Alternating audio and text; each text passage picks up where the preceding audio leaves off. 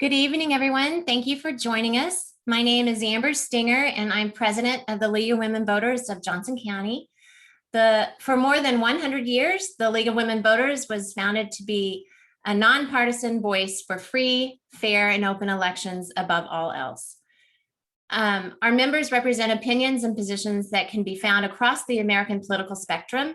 What brings us together is our commitment to voter empowerment. Like our founders, we believe voters should always have the facts to inform their advocacy and decisions at the ballot box. That's why nonpartisan programs like this, where we can discuss the effects of the legislation will have on voters in all communities, are so important. Here's our plan for tonight. Most of our time will be spent in conversation with our guests. We'll take your questions throughout the program, and we'll end with some important organizational announcements. To help the event run smoothly, we want to go over a few things. Please first use the chat box to ask questions. We've set the chat options so that only the panelists will see your questions and comments. Once the panel discussion begins, we recommend you watch the program in gallery view. You can switch the layout on your screen by clicking view in the top right corner and selecting gallery. Click on the chat icon in your controls at the bottom of the screen to get the chat box to appear. If you're using a tablet or a phone, you may have to tap the More button to get the chat box option. The program, as well as the chat, are being recorded, and we'll post the video to our YouTube channel in the next few days. We've also enabled the closed captioning. If you would like to use that, click the CC icon in your menu. Now I'd like to introduce Janet Milkovich. Janet is vice president of our league and has become our go-to moderator for our programs. With her extensive preparation, talent, and vivacious personality, she delivers engaging, informative conversations every single time. Janet recently retired after spending more than 20 years in the nonprofit sector, advocating for often overlooked communities. Since she and her husband returned to Kansas City a few years ago, she has lost no time in becoming a voice for change in our community. Janet, thank you. And now I'll turn it over to you. Thank you, Amber. That was really sweet. So I am so excited about our panel tonight. We have a tremendously accomplished group of panelists. And although each is a specialist in his or her own field, they have a very good understanding of this legislative session. So I would like to introduce first Sherman Smith. Sherman is the editor-in-chief at the Kansas Reflector. He has been interested in world news since his teens when he requested a subscription to Newsweek magazine. After spending 6 years with the Topeka Capital Journal, he moved to the Kansas Reflector, where he is editor-in-chief. He has spent countless hours reporting from the State House and has written award-winning stories about the instability of the Kansas foster care system, education, and the legislature. I had a wonderful time visiting Sherman recently, and I know you will really enjoy hearing from him tonight. So Sherman, thank you for being here. Next up is Heather Ousley. Heather is a public education advocate and a lawyer who works on civil rights issues. To raise awareness of the need for constitutionally funded Kansas schools, Heather has walked to Topeka from her home in Miriam, which is 62.7 miles. I think you said, Heather, 5 times? She's been on the Shawnee Mission Board of Ed since 2018 and is currently the board president. During her tenure, the district's non-discrimination policy has been updated to provide protections to the LGBTQ students and staff. Welcome, Heather, and thank you for making time to be here. Thank you for having me. Did your son make it out the door on time? Almost, very close. Okay, all right, good. And last, I'd like to introduce Jacqueline Lightcap, known as Jackie. Jackie is a member of the Topeka League of Women Voters and co-president of the State League of Kansas. The Kansas, what am I trying to say? The League of Women Voters of Kansas. I'm glad you know who you are, Jackie, because I'm all mixed up. She was appointed by Governor Kelly to the Kansas Behavioral Sciences Regulatory Board. She sits on the local school board of Auburn, Washburn, and is a precinct committee woman.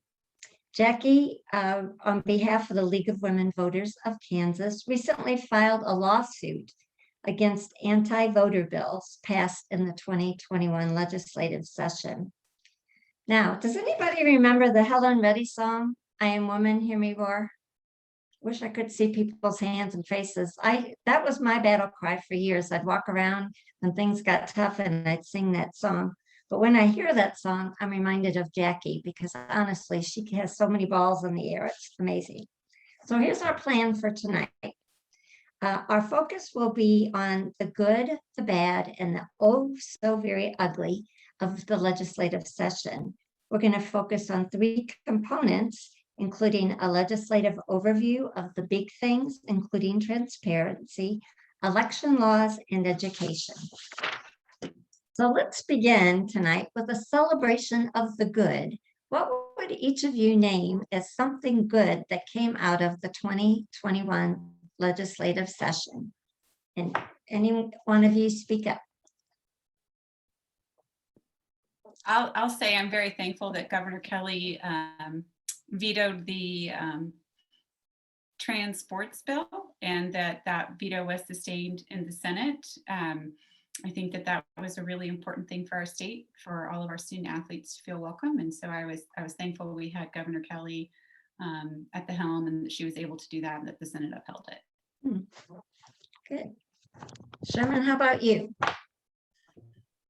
Well, earlier today, I went over to the State House to cover a news conference about a bill that had kind of flew under the radar dealing with community mental health centers, which have long been underfunded in Kansas. And I don't think a lot of people realize that the legislature almost unanimously in April passed this overhaul for actually investing about $74 million a year into these 26 community-based mental health centers. And I talked to legislators who said this is the most significant piece of mental health legislation in 30 years. Wow, that's something really to celebrate. And that will tie into something we're going to talk about later, but possibly foster care, right? Yeah, there's, I think, ongoing concerns about problems within the foster care system. Been some improvements made, but tragedies continue to happen. Mm-hmm. And Jackie, let's keep this streak going. What do you want to celebrate of what happened in the legislature this year? Heather took my number 1, but good advantage to go first there. I'm going to say that in the field of voting, this is challenging, Janet. However, voting restrictions could have been worse. There could have been some other things that were discussed that could have been slightly worse. I'm also going to broaden it slightly and focus on the election because we actually had a high turnout. 65.9% of Kansans exercised their right to vote, ranking us about 31st in the nation, 31st in the nation, which is, middling, but it did go well. And we did not have major issues in our election. So I'm kind of cheating a bit, but I think you understand. Yes, we do. So sometimes I think we forget that progress is being made in some areas of our legislature because we read so much about the things that are important to us that might not be going the way we'd like. So thank you all for casting some happy light on that. Let's move to our first topic of the evening, which is education. And Heather, as president of the Shawnee Mission School Board, you and your fellow board members, as well as the Shawnee Mission staff and students, face one adversity after another. What are you most proud of? I would say that I think that our board was pretty cohesive. We had some differences of opinions on some things, but for the most part, we stuck together as a team with our leadership team in the district, and we voted to follow JCDHE guidelines. So we gave our administrative team latitude to design what it was going to look like with our online students, our hybrid students, our in-person students, and then moving between those various modalities depending on what infection rates we're at. And so we really tried to separate the political body of the board from the adherence to the best practices as laid out by the health department. And so that made it possible for us to take fewer votes. Our administrative team was able to say, well, JCDHE is advising us to do this, so we're going to do this. And then that's the end of the discussion. I know a lot of other boards took different approaches, and I completely understand.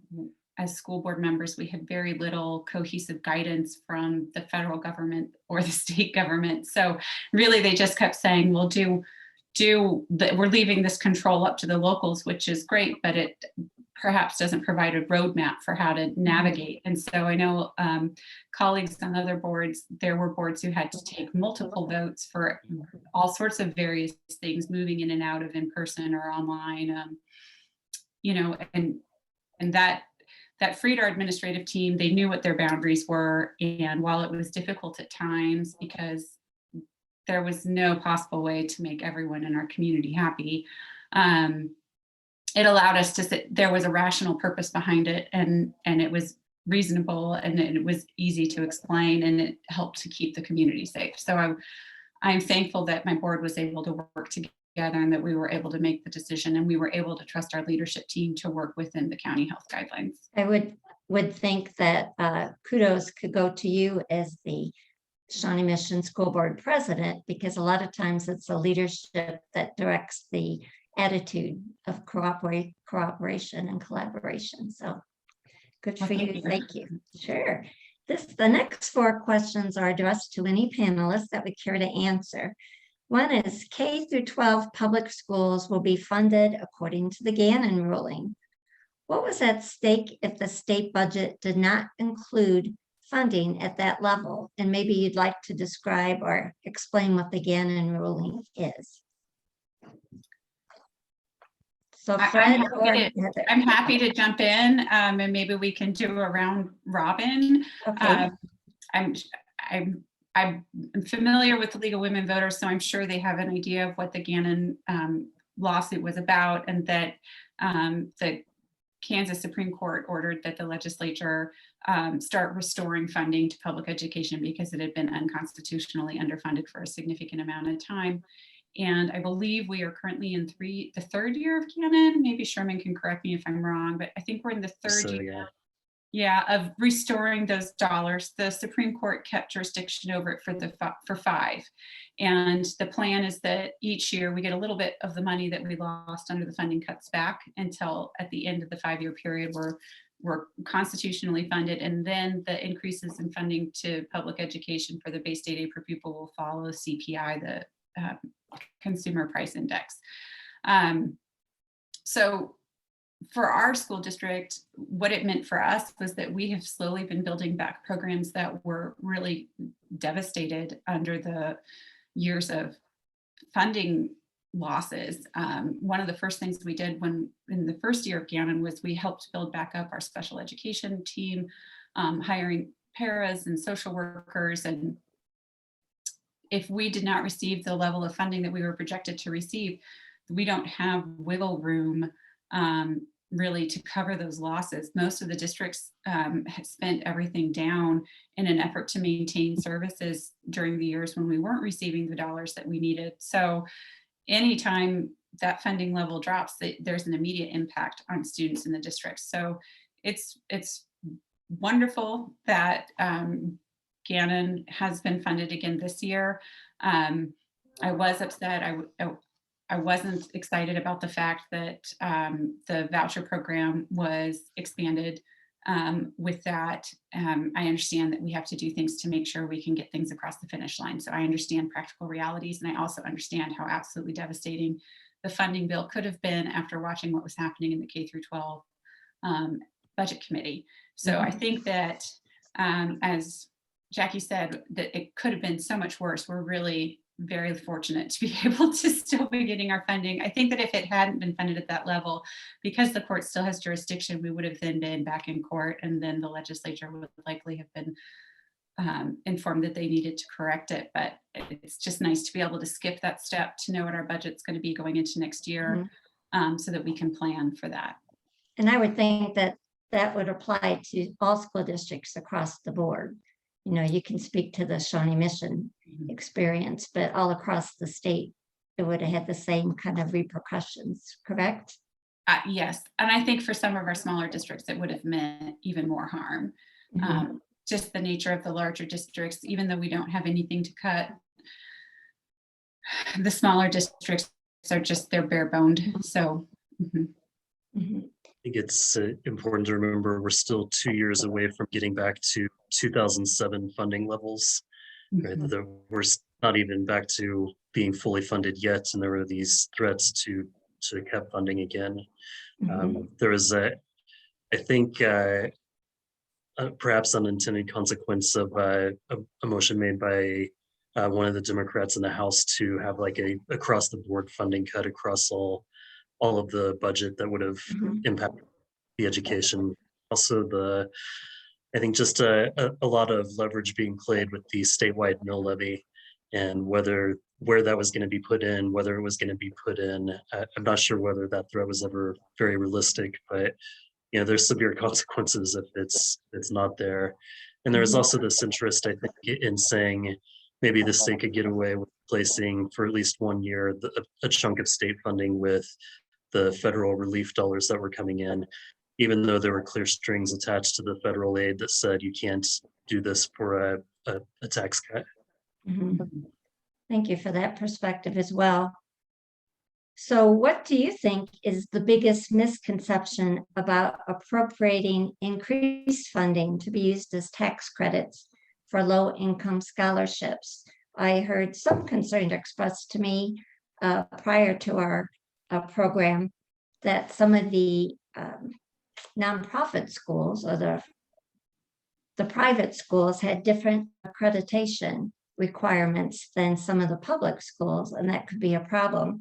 But what is the biggest misconception about that? But for me, I think it's this idea that it's only benefiting the kids who are in the biggest need, you know, kids who are the most challenged or economically challenged. I mean, because the parameters of this have expanded to a lot of kids across the state suddenly being eligible for a program. There's still a funding cap of 10 million. And when you open up, I think something like 40% of students across the state now are going to be eligible for this. That means the private schools can now pick and choose anybody they want within that, you know, 40%. And so Mhm. the odds that the struggling students are still going to get that scholarship are going to diminish now, I think, over time. That's the concern, at Mhm. least.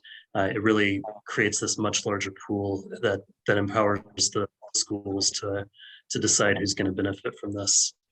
Right. And Heather, you've talked about how important special education funding is, and I know that's been discussed broadly.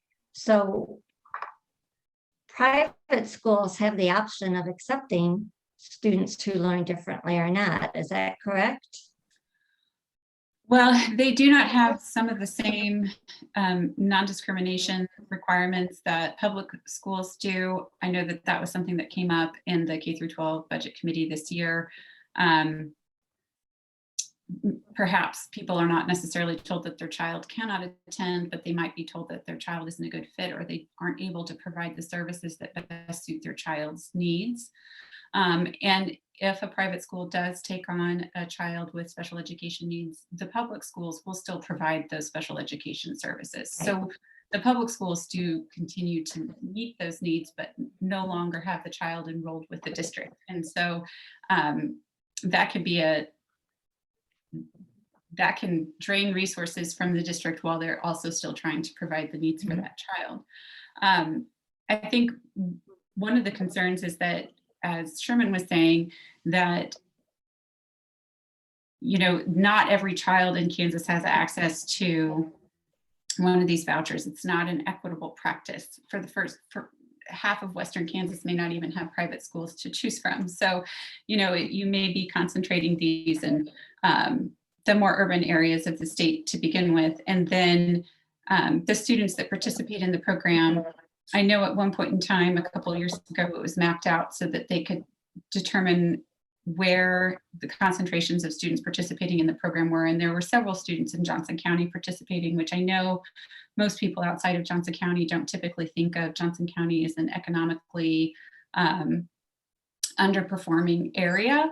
And the concern is that it is siphoning funds away from public schools and benefiting private schools, and not for the purported reasons that the legislators who supported the legislation are stating. So if you can pick and choose your students, and if you don't have to follow the same non-discrimination requirements, and you're draining money from public education that does serve all students and does make sure their needs are met, it doesn't seem to be a very equitable approach in making sure that Kansans are educated. Thank you. And Jackie? Yeah, Gina, I just wanted to mention that so the League of Women Voters 4 years ago did do some revisions to our position on school finance. And one of the tenets of that is that we believe that public funds should fund public schools. And so that is something that the league has always supported, and that was the concern when these did pass. So that's kind of what it just comes down to. This is public money that is given, and it should go to public schools because those are the ones that that benefit all of our students. Thank you. Appreciate that. So legislation to require high school students to pass the civics test in order to graduate failed. Why do you think that became such an issue for some legislators? And how do Kansas schools teach civics? This was all about preaching to their base, right? Yeah. This was, we want to make sure that the kids who are graduating high school understand how great America is, and they're on board with democracy and the capitalism and all of those things. I don't think there is really much sincere interest in teaching kids about civics. I have lots of thoughts on this one, Janet. All right, please share. You know, the Kansas Constitution is unique in that it delegates specific authority to the Kansas State Board of Education. Not all state constitutions do that. And that is actually a great feature that we have in Kansas, because we want people elected to the state board to make decisions about what the standards are going to be for Kansas students to graduate from high school. You know, just historically, if ideology gets in the way, then you don't have experts related to curriculum or what students need to succeed making those choices. I mean, if we think about some of the standards or curriculum controversies that have happened in Kansas, we had the great evolution debate not that long ago. I mean, I recall it, what was that, 15 years ago, perhaps 20 years ago. And so it's really important that we have folks in their constitutional authority lane, and the state legislature does not have constitutional authority to say what the standards or the curriculum should be for local boards of education. So that authority flows through the state board to the local boards. And I think that it is a really nice sounding bite, as Sherman was saying, to say, well, we just want to make sure that Kansas students receive a solid civics education. And I looked up our curriculum for civics, and I had 4 pages from my daughter's high school book of all of these different classes that are offered, between, you know, just generic social studies to advanced placement, history to Western civilization.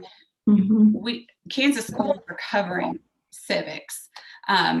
If the legislature had been successful in passing a civics test requirement, one, it would have put an undue burden on our students to have their entire high school career come down to one single test that I find it unlikely that several of our legislators could pass themselves. And 2, it would have opened the door for the legislature to be imposing on the state board's constitutional authority on what our curriculum requirements were. I think it would be a very dangerous precedent to set for our Kansas legislature to be in charge of determining what our students need to graduate. Our Kansas legislature is not qualified to make those determinations. And I think that it is very convenient to argue for that for something that sounds very wholesome, like civics education, Mhm. but really opens the door. I think the expression is putting the camel's nose under the tent. It opens the door to allow folks who do not have the experience or expertise, but perhaps have ideological ideas that are not aligned in what is in the best interest of our students. And so I think that that was, that did not pass. And I think that the number of people who voted against it in the House is indicative of just how outside the spectrum of normal that it was. There was a significant number of Republicans who broke to vote against that piece of legislation. Thank you. I My remember education. watching No, Sorry, you I was go just ahead. going to say when I watched the debates in the Senate, which kind of had this almost farcical like feel to it, and the supporters of this civics test could not say what the process was for standards, the education standards in Kansas. They couldn't say what the current standards are. They couldn't say what classes are actually being taught or what's that curriculum includes. They couldn't say why a test is like this was a good way of measuring what you actually know about civics. All of those things that Heather just went through, that even the supporters of this bill had no clue about any of that. So really the question goes back to why did somebody feel so that it was so important to do that? I think that it was about them wanting to take control, even if just by a small measure, of being able to set curriculum standards in our state. And if we think about the ideological makeup and the experience of our legislature, I just think that would set a very dangerous precedent. Mhm. And Sherman, you were going to say what? But I think part of it is the legislature doesn't miss a chance to beat up on public schools anymore. But I also feel like a lot of it is really has to do with this idea of trying to impose the glory of democracy and capitalism on high school students, that you have to check this box to affirm that you're on board with this on a standardized test before you can graduate. Mhm. When I lived in Illinois, there was a lot of debate at the State House about the high stakes, the value of high stakes testing, and how it really threw some students' education plans into danger, because some people just aren't high stakes testers, but they do well on a daily basis. So this is kind of a fun one. YouTube removed the Shawnee Mission Schools video of a board meeting last month after parents made allegedly false or misleading claims about masks during the public comments portion of the meeting. And I've found that the Kansas Association of School Boards leaves how public comments are conducted up to the local districts. So how might this ruling by YouTube impact future board meetings across the state? And must we police public comments? Well, so this is a very fresh topic for our board. We have not yet had a subsequent meeting since that meeting. So our first opportunity to discuss it together as a body will be this upcoming Monday night. Okay. Our sub-policy committee, which consists of 3 board members, has met, and they and our administrative team have been seeking additional information so that we can have a fuller picture of exactly what all of the dynamics of this are.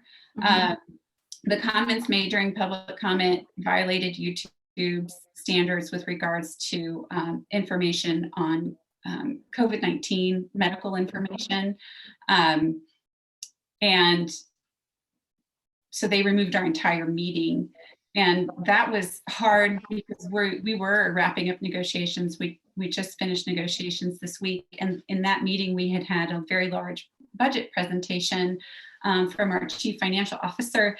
And YouTube archives all our videos, and we've had them archived on YouTube since we started streaming in 2012. And we always use that as a resource for people to be able to go back and watch our meeting for like in negotiations, for the negotiating teams to be able to go back and watch that. So our communications director reached out to YouTube, and they agreed that if we truncated the meeting and took out the public comment portion we could just repost the meeting by itself because the meeting did not violate their community standards. And so that was how we resolved it and got it back up online, but it was down for 3 or 4 days. Mhm. For us, what's problematic is that if it happens again, we lose access to our YouTube channel. And that's a resource that we use for significant amounts of communication from the district to the public. So I'm not able to say what we're going to do to address this as an issue because like I said, we haven't had a chance to meet together as a board, and I'm not able to do anything individually. I have to do everything as a body of 7. But it is something we're very aware of as an issue, and I will myself know more after our Monday night meeting. But it is something that we are feeling urgency on because I anticipate that the topic that the speakers were speaking on is something that's going to be ongoing for a little bit longer. And so I anticipate that it could come up again as an issue. So we're hoping to find a solution that allows us to maintain a platform for providing access to our board meetings and our other sub-policy meetings, like because we have 2 subcommittees of our board, our Finance and Facilities Committee and our Policy Committee. And so all of those meetings are on our YouTube channel, as is our things like our student graduations and, you know, our spring science fairs and all of that. And we don't want our community to lose access to that. So we're trying to work through it. So perhaps we can do some follow-up reporting in our newsletter to see how that turns out. But as a journalist, Sherman, you must have some strong opinions about, must we police public comments in public meetings? Yeah, I have a lot of, I don't know if I would say conflicting thoughts on this. I feel like as a journalist, I get awfully prickly when people start censoring things. But I also just kind of like pause for a second to reflect on what it says about our society, that we have such a disinformed or misinformed public that this is even an issue, right? That people standing in a public forum saying things that are not true, that's streaming on the internet, there's a real damage to letting that out. You know, we've seen a lot of concerns. There's actually a bill in the legislature this year addressing social media platforms and their ability to censor things. A lot of times incorrect information gets confused with political speech, which is where I think the drive was for that bill. But, you know, speaking specifically of having the president taken off of Twitter and Facebook and some other prominent people on the right, the thing that I keep coming back to as somebody who publishes, you know, a news organization myself, we're not obligated to publish anything, right? It's not a First Amendment issue if I choose not to publish something. It's a First Amendment issue if the government tells me I can't publish something, but YouTube has no obligation to publish these board meetings. And just like I don't have any obligation to publish somebody's letter to the editor just because they send it to me. Thank you. I know when I was an observer for the Overland Park City Council, it took about 1.5 years of conversation to decide if they were going to allow public comment at the city council meetings. And when it was finally, some of the concerns the council members expressed is, what if somebody says something that doesn't reflect our opinions? There was a lot of feedback about that, and that so the council decided that they would have public comments, but they wouldn't report on them. So they're not in the minutes, and you know, they were going to turn off the recording button while people made the comments. So this is an issue, kind of a hot button issue for boards, whether it's boards of education or boards and councils around the state. So I really look forward to seeing how this is resolved.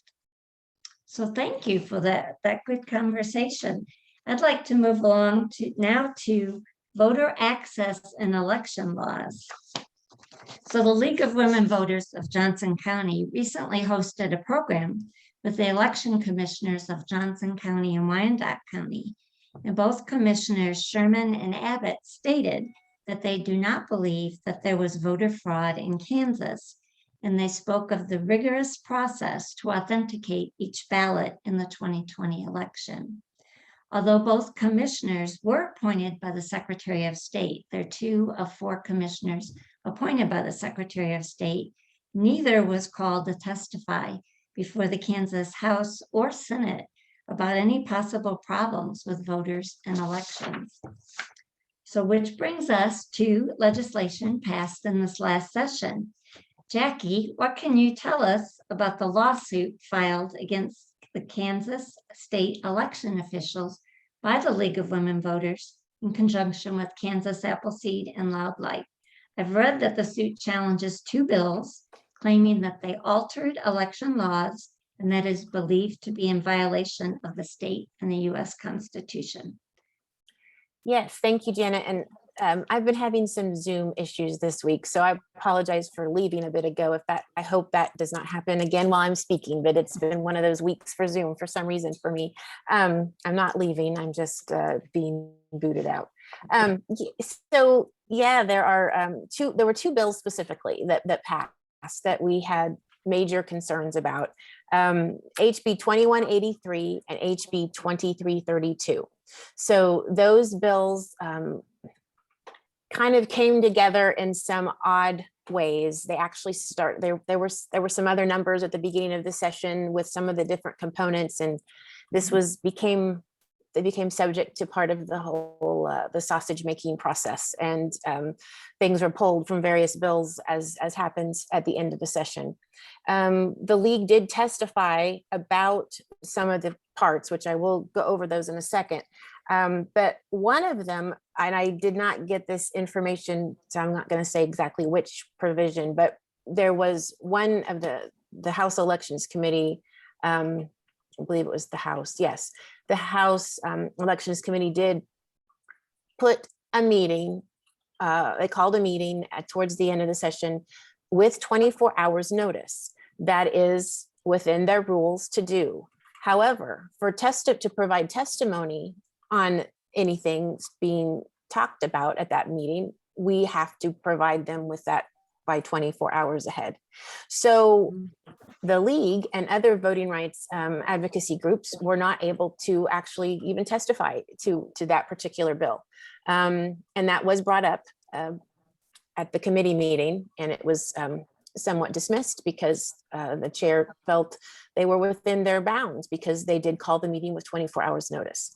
So it's that kind of environment has made it challenging for the league this last year and these other groups to testify, even if we were, if we even were given the opportunity. So that being said, we did testify.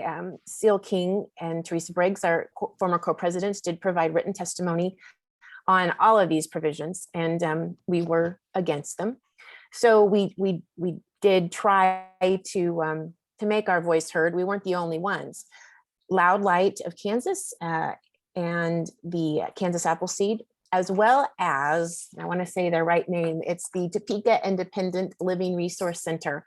So the 4 of us have joined together as plaintiffs in a lawsuit against the Secretary of State and the Attorney General in their official capacities.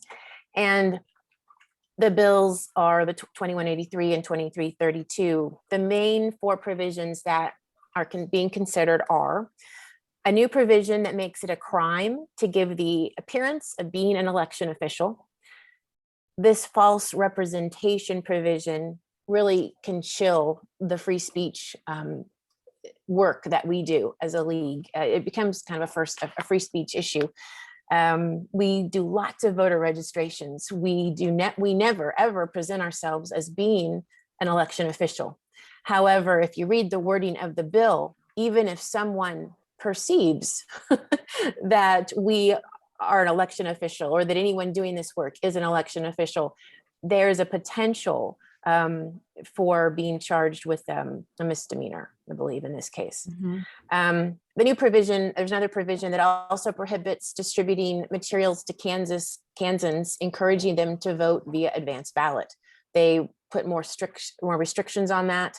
In fact, if you're from out of state, you cannot send any kind of advanced ballot application to Kansas residents anymore without a fine of $20, I believe, per mailing. So that Okay. that was that provision. And then there is another provision mandating a signature match. And we already had that to some extent. So that's not entirely new, but they made it a bit more restrictive and a little bit more subjective and possibly harder for the average election worker to be a judge of unless they are a handwriting expert. And there's also a new provision that prohibits collecting 10 or more advance ballots.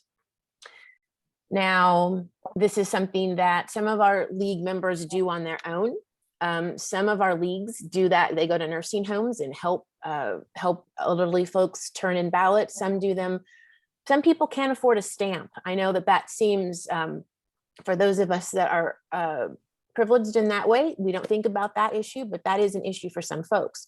So this is a real deterrent for some of these social service organizations. The Topeka Independent Living Resource Center specifically was brought on the suit because they do a lot of that in their work. And 10 is all they can bring in. All of these bills, all of these provisions also address issues that are not issues in our elections. Our own Secretary of State gave testimony to both election committees in the legislature, expressing how safe our elections were, how well run they were. And so to still go ahead and put forth these provisions when there's really no reason for them is a problem. So those are the main components. And like I said, we did offer testimony. We issued action alerts to our members. We know many of you contacted your legislators. Mm-hmm.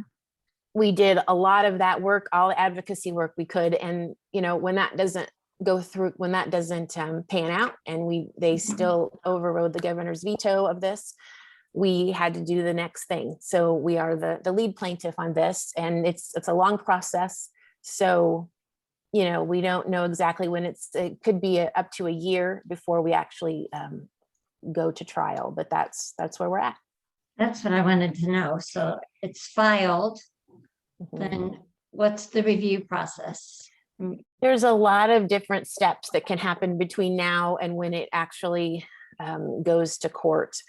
It was filed in Shawnee County District Court, and we are pursuing state courts because it's actually believed that our state courts are more friendly towards voting rights issues than the district court and the federal court system. So that is one of the reasons we filed there. And we're not the only state, of course, unfortunately, that this is happening in. We're hearing, you hear a lot about Georgia and Minnesota and some of the Florida, Texas, there's all kinds of things, going on everywhere. Ours was not nearly as dramatic, but in some ways that makes it a little bit more insidious, it feels like, because, once you start putting these tiny little provisions in, gradually you are left with voting rights legislation, voting rights laws that just don't allow Kansans to express their freedom to vote. Thank you. Sherman or Heather, do you have any comment on that or anything to add on that? I feel like legislators have to know that what they're doing is wrong, and they just don't care. The majority of Kansas voters are Republican, and a majority of Republican voters believe that the election was rigged, and it's a convenient narrative to build off this lie, and this is just that kind of self-serving extension of the narrative. My husband is a legislator, and he was on the elections committee for a bit, and he helped to bring forward and get passed a bill that provides for an auditing mechanism after our election cycles. That was not in place prior to, I believe, 2015 is when the first year of those audits occurred. So at the close of every election, not every race is audited, but like a percentage, like a few from each, like one from the federal, one from the state, one from the local. And then if there's discrepancies, they can do further additional audits. And at the time, as a member of the minority party, he had a very, very, very difficult time convincing some of his colleagues from across the aisle that an audit would be a worthy endeavor. And he was asked by folks on the other side of the aisle, well, what are you going to do when the audit happens and it comes back that everything's fine? And he said, well, I'm going to go out and tell people that they can definitely utilize their access to the ballot and that their vote is counted as it is cast in the state of Kansas. And then the audits came back after he passed his bill, and they showed that there were no discrepancies, and that in fact we do have a very solid election system in Kansas. And so we've had those audits for a few years, and the same colleagues that were very perhaps challenging of my husband's position to say, well, we even need audits in the first place, are now ignoring the results of those audits themselves. I mean, the question was, what are you going to do? Audits show everything is fine. And Jared's response was, I'm going to tell everybody to go vote. Right. Yeah, So- that's true. I heard them mention that. The Secretary of State actually did mention that. And I recall when that legislation was up and the league was a supporter of that. And the Secretary of State at the time was not necessarily in favor of it. So, but they sure did tout it this year. Yes, so the Secretary of State was not in favor of it at the time. And it was, my husband is not a tall man, and former Secretary Kobach is a very tall man. So they made for an interesting duo when they were testifying opposite each other in committee. But that's just for me to joke about, not anybody else. Yeah, right. But my husband won. My husband won, and his bill was passed despite the then secretary's desire to not have it passed. And I think that it is, it speaks to some of the disingenuous nature that perhaps Sherman was touching on, that we have the audit results that show that we have a very secure election process. We have a Secretary of State who says we have a very secure election process, in part because he can look at the audits and it shows that it is. So it's somewhat disheartening to see the disingenuity to push really what will result in suppressed votes. Right. Not to take anything away from your husband, but Kobach is kind of known for losing now. I know, right? But this is exactly why they didn't want those audits, right? It undercuts the myth of widespread problems with the elections. Mhm. And if legislators were really serious about securing the elections, they could expand those audits. They Mhm. could invest in new machines that'll have a paper trail, and they could provide better training for DMV employees and for poll workers. They could enter I think it's called ERIC, which is this national standard system that replaced crosscheck for the states that were actually interested in cleaning the voter rolls in a responsible way.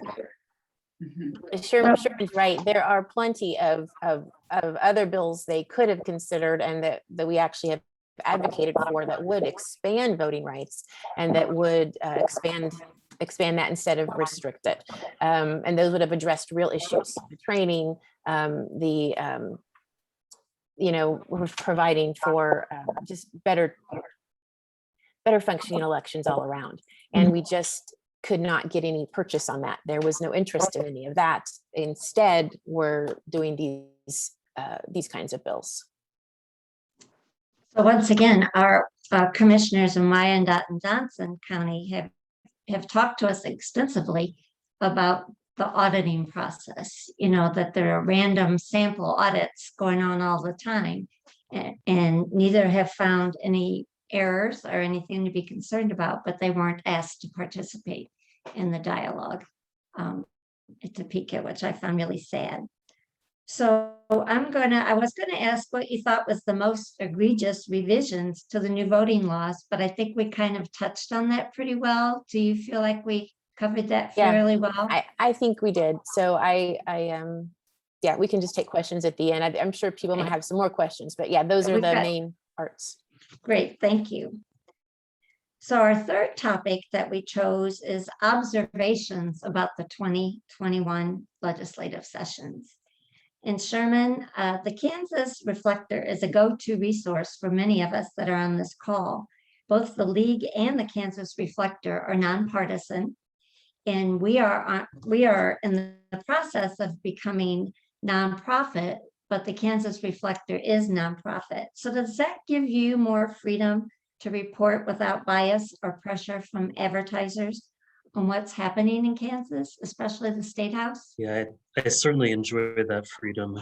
I would say that I clashed with various folks at times at the Capitol Journal when I was writing there, but I also was just the kind of person who was going to write it anyway and take the beating afterwards. I do want to address this myth that has been spread by some of the folks in the legislature that were somehow funded or connected to Soros or some other nefarious organization, which isn't true. Our funding comes from States Newsroom, which is our parent nonprofit. They're trying to create organizations like this to put journalists back into state houses all across the country. We're up to 22 now, and I think we'll be at 25 or 26 by the end of the year. They actually publish a list of all of the people who donate to them of $500 or more. It's a long list of names that mean nothing to me. I'm told there's a Swiss billionaire on there, but I couldn't pick him out of the lineup, let alone know what his interest in supporting us is. There's complete editorial independence here. I have rare conversations with my bosses in North Carolina, and it's just to basically say, how are things going? Is there anything we can do to support you? So we're able to approach this just from the pure perspective of telling compelling news stories of public interest. And so, and there's no charge for anybody to receive the daily newsletter, the daily edition, but people are allowed to contribute. If somebody contributes, how is that used? Non-partial. Yeah, the funding that we get from States Newsroom basically provides the salary and the rent, right? Just enough to make sure that we can exist. And so the contributions can help benefit us by submitting open records requests and paying for those records by traveling to areas of the state, communities that are not particularly well represented by media. Or there are a lot of counties that just don't have a newspaper at all anymore. And so, that's one of our goals, is to try to represent those areas, to write about things that are relevant to those communities. And so the contributions that we get really help with that. And we're able also to add another reporter this spring that we share with Missouri. Allison Kite, who I'd worked with at the Capitol Journal, had been at the Kansas City Star. So we're able to kind of go from 4 to 4.5 because of the support that we have from the community. We had a session with the community engagement editor of the Kansas City Star, Derek Donovan. And one of the questions submitted was, what do you think about the Kansas Reflector? And he validated what good reporting and what a good resource the Reflector was. So I say all that to put it in perspective as we ask you some of these questions. So this question could be to all panelists, but the dynamics of a state government with the Republican veto-proof supermajority in both chambers and a Democratic governor seems strained at best. What kind of civics lessons do you think our voters learned from our legislators this year? Do you want me to answer that with what I had hoped they would learn, or what I feel like they might have actually learned? Because the answers may vary. I would love for you to answer that from a place of honesty and opinion, I guess. Whatever you're comfortable with. Yeah, I think that we have a significant imbalance of power in the state house, and I think we're very fortunate that we have some balance brought via the governor's office, so that we have at least some checks on the power that the supermajority holds in both the House and in the Senate.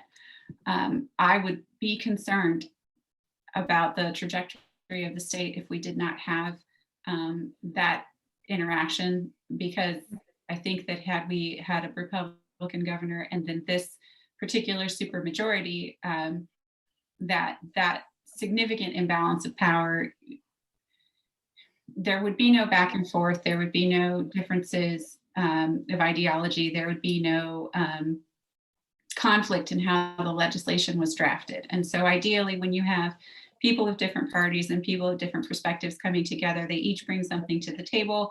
And in a working, functioning system, those different perspectives lead to something that as a whole fits the needs of the community.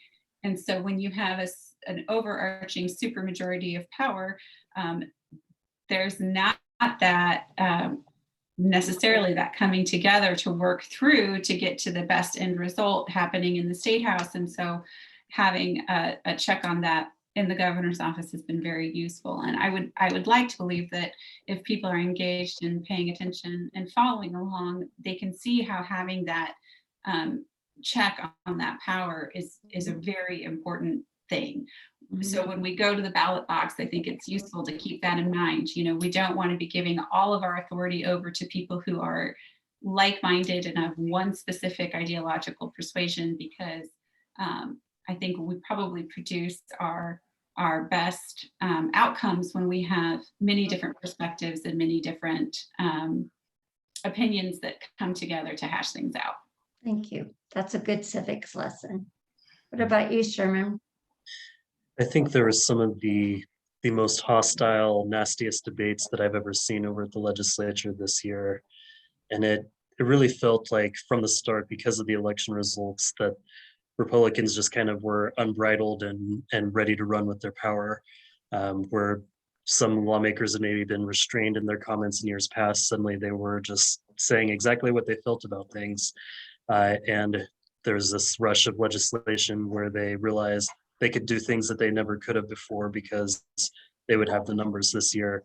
But more to Heather's point, it was not only do we have the numbers this year, but we don't even have to bother pretending to be on the other side because we don't need them. And we saw a lot of that. You know, there was this push for the civics test, and I just thought it would be more interesting for students to pay attention to what's happening in the legislature this year and to really understand how a bill becomes a law, because it's not like the old Schoolhouse Rock song. It's more like things are happening in a back room where 7 bills get bundled together into 4 other bills and amended at the last second, thrown out on the floor, and you have no idea who's behind it. Some of them, the people voting on it, you know, what's in the bill. You know, those are kind of the real civics lessons that are being learned. Thank you. Thank you for being so candid. I really value that. Yeah, And Jackie, you have anything to add? just to say that I think the thing that makes it challenging too, when we have an observer corps at the state league level, made up of folks that watch these committee meetings, and it was in many ways easier this year, right? Because we were able to observe on YouTube, and that gave us access. We've always kind of had some audio available, but the video was new, and that was helpful once they worked out the kinks.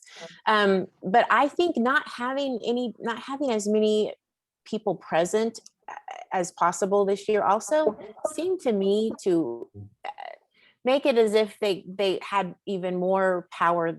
I know they had a lot of power, right? But it seemed more blatant, I guess, because we weren't there, though we were watching on YouTube. And it's really frustrating as an active league member when we try to gather together with our observers, and these are people that are tuned in. They know how to find the committee meetings. They know, they get emails from even the committee assistants so that they know when things happen. Janet's one of these folks, and these are trained people, and we struggle with having the ability to keep up and to know, like that one I mentioned earlier that we didn't have enough notice to provide testimony on. So it's just challenging, and is a civics lesson, but makes it hard to. We want to be able to tell them write and call, but unfortunately that doesn't seem to always matter, especially in years like this. So we don't want to give up on that, of course, but we just have to be persistent. Go ahead. I do think writing and calling absolutely perhaps mattered more this cycle than in others because the system was closed. and you know, useful for the people who are advocating for the support of those who receive the email, because then they know they can rely on those emails to say, I've been contacted by this many people, and that's really useful in the committee room. Even if you feel you're falling on deaf ears for some folks, it's a shot at the arm for those who are advocating for access to the ballot box to be able to say, these people care and they're contacting me. I just don't want anybody to feel like it didn't matter. One of the interesting things this year was that the lobbying expenditures were way down because the State House was closed. So that was a one-off positive year. Good point. Good point, Heather.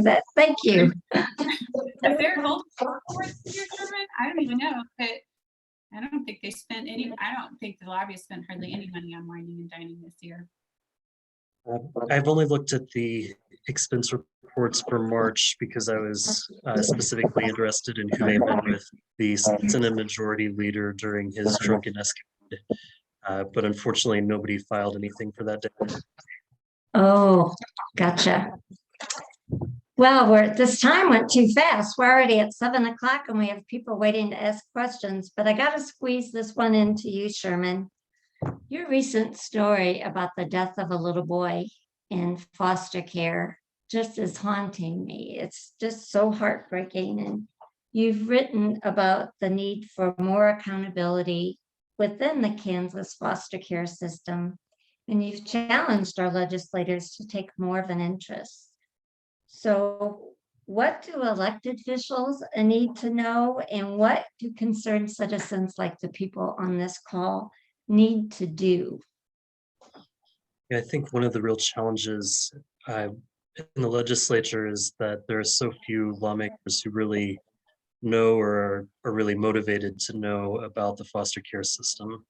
I think Representative Ousley and Representative Concannon are kind of the two champions on this. They understand it inside and out, and it can really help inform some of the other lawmakers. But I think there's just a deep void of knowledge of what's going on in the foster care system and even how the system operates. And I don't see a lot of interest from legislators who want to get involved in that. What we hear instead, as with this family and the story that you mentioned, they go to their legislator and the legislator says, this is a really big system. You don't want to try to take it on. You should just let this drop. And I think for me, and I wrote a story about this week, for constituents, one of the ways to turn this around is for more and more constituents to contact their legislator and make it clear that they do care about the foster care system and that they're demanding some sort of change there. And I think if that were to happen, if legislators would see that this is a top issue from my constituency, they would take it a lot more seriously. I think it sometimes gets lost in the shuffle of, for voters. Do you think that's the problem? Well, I think whether it's legislators, journalists, or voters, it's really hard to wrap your mind around what's going on. Any issue in foster care is so complex. And so, I think about something like the HOPE Act, which passed a few years ago, which really made it much more difficult for the state's most struggling families to access food assistance and support for daycare. And the direct result of that was the number of kids in foster care just skyrocketed, like 5,000 to 8,000 in a very short period of time, and really caused all this instability, which you can track through kids sleeping in office spaces and the rate at which they're moving from place to place. We don't have enough foster parents, so now we have more kids who are missing, and all these other problems that go with that. Social workers wind up with these astronomical caseloads. They can't possibly check on the safety and well-being of these kids. They try to get a legislator to engage on, these 10 components of why this is a problem, and get just kind of a blank stare of trying to understand that issue. But if you say to them, hey, we need to get these freeloaders off the welfare system, that's an easier sell. And so they say, oh yeah, of course we want to keep the act in place. One of the questions that came in on the chat was, well, we haven't talked about Medicaid Medicaid tonight. We're running short on time. Medicaid expansion does roll into what you're talking about, Sherman, but what can we on this call do to address Medicaid expansion in the next session? And I don't know how we can answer that quickly, but let's just take a 1-minute stab at it if we can. Well, you need to contact your legislators and continue to tell them that this is an issue. This is an issue that you care about. So again, it just goes back to contacting them. I think that there are some people in the legislature that do want to have this discussion, but they are just not in the leadership positions right now.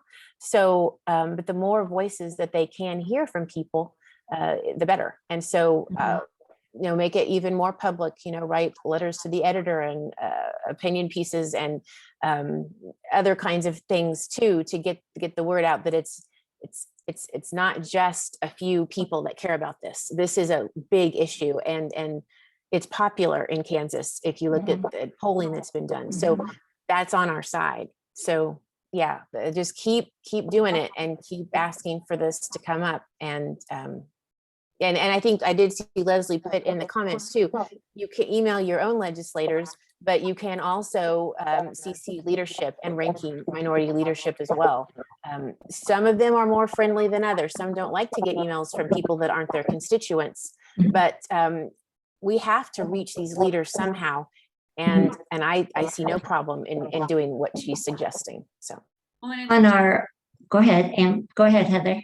It's leadership's decision what comes over the line for a vote. So every Kansan has the right to email leadership, independent of their own legislator, to communicate to leadership that when a vote is something that you want to be had, that's their call, whether or not they bring it over the line or whether or not they even bring it for the committee as a whole to vote on, let alone get it to final action. So it is critically important to reach out to leadership. I think there are legislators who are interested in these issues, including child welfare, Medicaid expansion, increasing access to SNAP, increasing access to TANF. All of those things would help protect your children.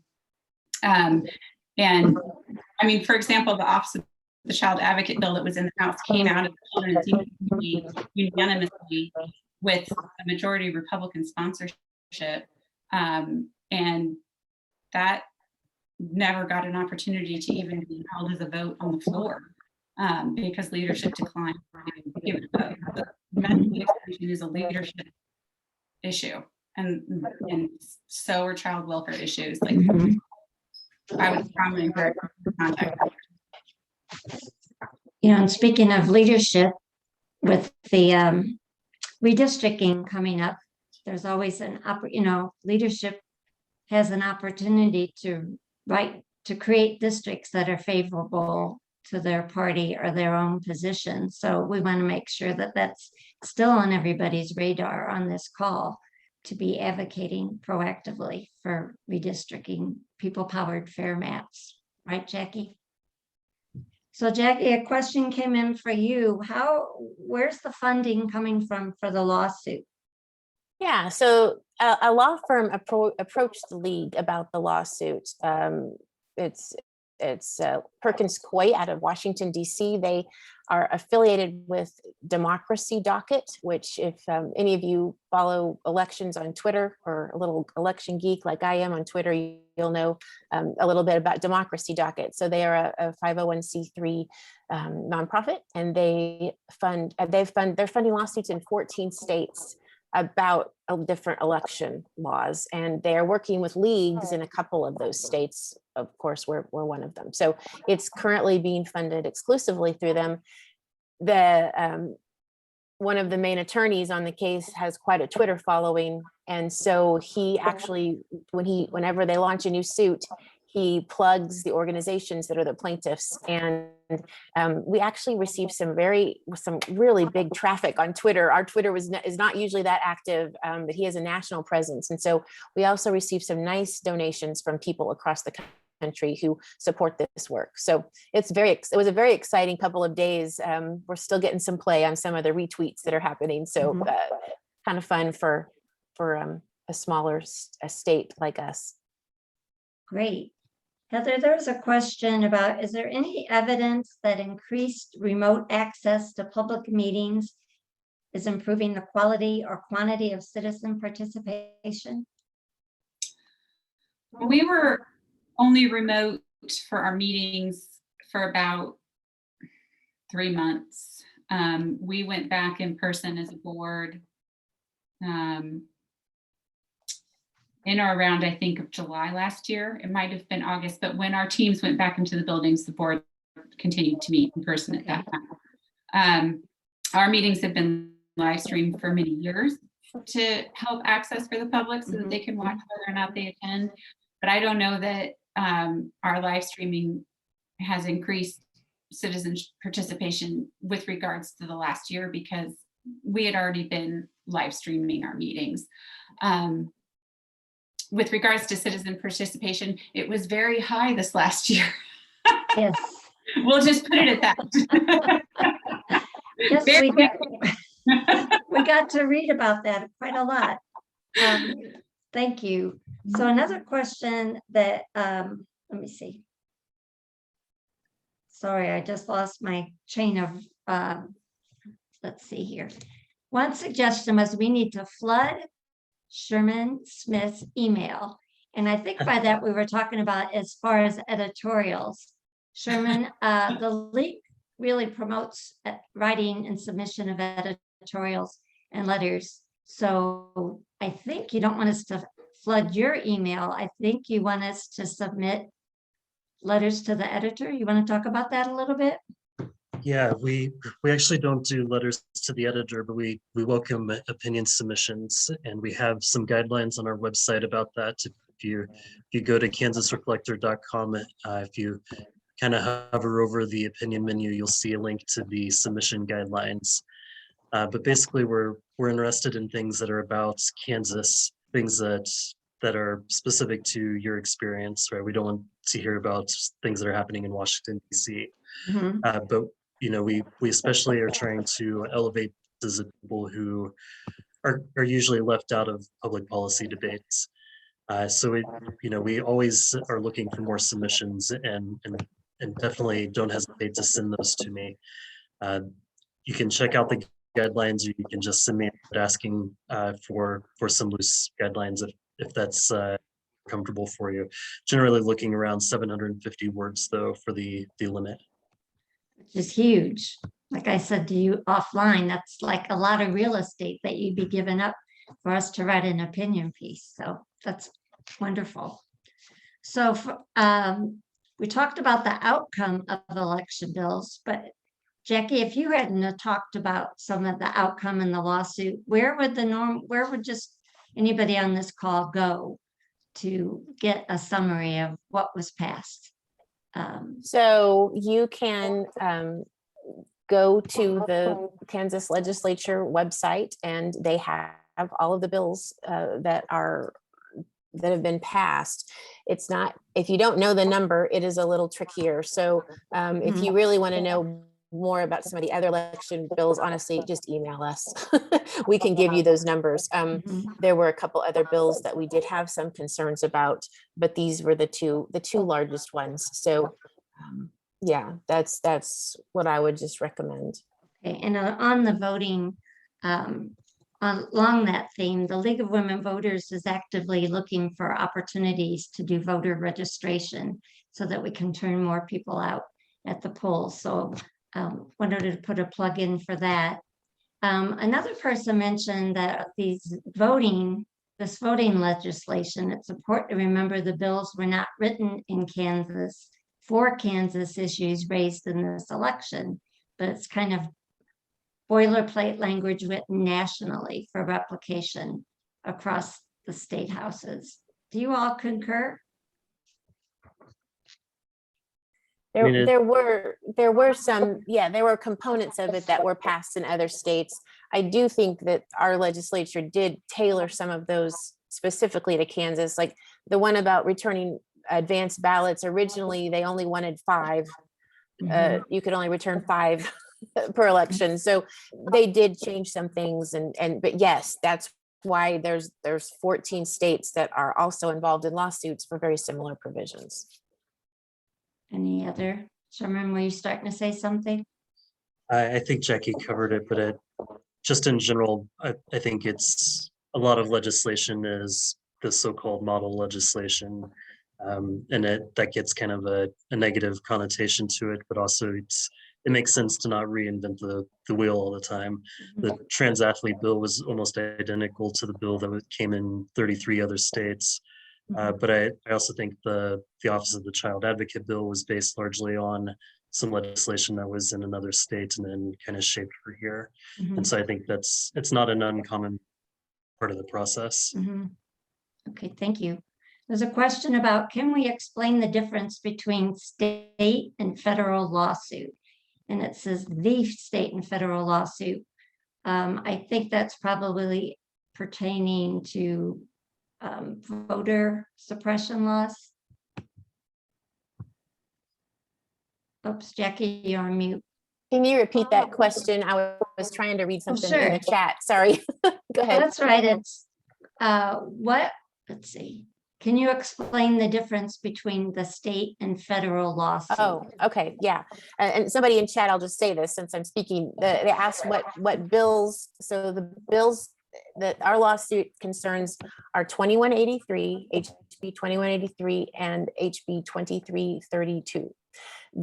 So our lawsuit was filed in state court, as I mentioned earlier. There was the next day, another lawsuit was filed by two organizations from outside of Kansas, and that is following the federal track because again, they're based out of state, and there are two organizations that are involved in sending advance voting ballot applications to people in other states. That's what they do. So this bill pretty much stops them from doing that work, which is the free speech issue. So we do raise, that's one of our 4 points. That's their only point. So they're only addressing HB 2332 in the federal legislation. Thank you. And so again, it's out of state, not in state. Jackie, I think you said earlier that there was a conscious decision to file your lawsuit at the state court level instead of federal court, which is interesting to me because I know the ACLU's had success challenging these laws in federal court. Yeah, the thought was that and yes, our last lawsuit that we participated in is in federal court. And that turned out successful for us. The district courts have changed somewhat in makeup in the last few years because of appointments. And so the thought was that our Kansas courts would be more friendly in this arena. And that the district court is kind of a luck of the draw. You don't know what you're going to get. I mean, all of the court cases are, but federal seemed to be a little bit more iffy at this point because of some transitions. There's a reminder here that whenever you write any of your legislators, to be sure to copy the leadership and the ranking majority and minority leaders as well. And who does the audits? Who does the election audits? The local election commissions do. So in Johnson County, our local Johnson County Election Commission conducts the audit. And in the 101 counties where the county clerk is also in charge of elections, the county clerk's office would do the audit, I would think. I would believe so. I'm more familiar with what's happening in Johnson County. Yes, me too. What has been done so far to give all 18-year-old students in Shawnee Mission the chance to register to vote? Is there any initiative at your school district, Heather? We have had League of Women Voters come out fairly regularly to register our students to vote. This last year, no one did because no one was allowed in our buildings outside of students due to COVID precautions. Right now, our primary issue is getting all of our 18-year-olds back in the building next year. Yeah. Vaccinated. We did have in-school vaccination clinics this year. So it's something that we can work on, and I would imagine we will continue to work on. We just were not able to do anything with it this year. Okay. Well, I think we've covered the chat questions. Do you panelists have any questions that I could try to answer for you? Well, I just want to tell you, Sherman Smith, Heather Ousley, Jackie Lightcap, we learned a lot today. I know people are taking notes. I feel like we're all that much closer to understanding about the good, the bad, and the oh so very ugly legislative session. I think we're all, because of things that you've told us, we're all motivated to stay active and advocate and vote and write our legislators. So we just want to give you a shout out and thank you very much. And Fred, Sherman Smith, darn it, I made it all the way through until then. Sherman, you posted your email so that people could find out guidelines for submissions. Darn, darn, darn. So we're going to go on to just wrap up with some league business. If you panelists would like to sign out, you're welcome to do that. And we welcome you to stay as well. Thank you. Thank you very much. Yeah, thank you to Sherman, Heather, and Jackie for taking the time to help us process all that's happened in the last session. And thank you, Janet, for once again facilitating a compelling conversation. Our hope for all of you attending is that you will use what you learned tonight to inform our conversations with your elected officials and to inform your decisions at the ballot box. Before we go, we want to make you aware of other important community events. On Saturday, June 19th, take part in the second annual Advocacy and Awareness Peace March and Rally to continue the fight for social justice. It's from 11 to 1 at Thompson Park in Overland Park. And then head over to Franklin Park in Prairie Village from 11 to 4 to join a community celebration for Juneteenth, commemorating the abolition of slavery. And in July, we're hosting at least 5 candidate forums with several community partners to provide voters an opportunity to learn more about the candidates running for local offices. Watch for details on our website and our emails. And speaking of the August primary, the voter turnout in the August primary in 2019 was 8% in Johnson County and 9.6% in Wyandotte County. Studies show the most effective way to get people to vote is through a little constructive peer pressure. That's why our league is participating once again in Voter to Voter, an incredibly effective Get Out the Vote program started by Mainstream Coalition in 2018. The program makes it simple to use your influence in a positive way to get people to cast their ballots. We've had 19 people on our team in 2020, and our goal is to have 40 people this year. You don't have to be a member to be on our team, so recruit a few friends to join you. And our Voter to Voter team leader, Spencer Smith, has offered to personally walk you through the process. So please consider using this opportunity to make a real difference in voter turnout. Tonight's discussion shows our mission to protect and empower all voters is as relevant and crucial as ever. The League makes a difference at every level of government because of the energy and passion of our members who work together to safeguard our democracy.